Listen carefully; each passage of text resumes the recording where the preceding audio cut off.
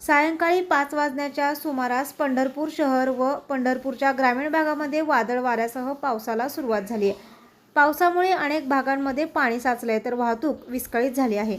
काही भागातील घरामध्ये नाल्याचं पाणी शिरलं आहे. नाल्यातील गाळ नगरपालिकेने काढला नसल्याने पाणी घरात शिरल्याचा आरोप आता नागरिक करत आहेत.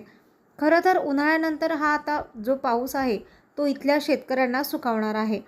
पंढरपूर शहरामध्ये आणि पंढरपूरच्या ग्रामीण भागामध्ये सुद्धा पावसाला चांगली सुरुवात झाली आहे. शेतकरी राजा चिंतेत होता. उजनी धरणाने तळ गाठला होता. मात्र आता पावसाळ्यामध्ये चांगल्या पद्धतीची पावसाला सुरुवात झाली आहे. त्यामुळे शेतकरी राजा सुखावलेला आहे. गेल्या 3 ते 4 दिवसापासून सलग पंढरपूरमध्ये चांगला पाऊस होतोय आणि त्यामुळे शेतकऱ्यांच्या विहिरी आणि बोर आहेत त्यांच्या पाण्याच्या क्षमतेमध्ये वाढ व्हायला सुरुवात झाली आहे. त्यामुळे कुठेतरी इथला जो बळीराजा आहे तो आता सुखावलेला आहे. पावसामुळे एकंदरीत सुखावलेलं चित्र आपल्याला दिसून येतंय.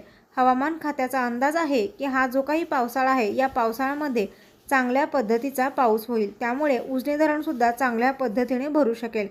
अशा पद्धतीचे चित्र आता सध्या तरी पावसाळ्याच्या सुरुवातीला आपल्याला दिसत आहे.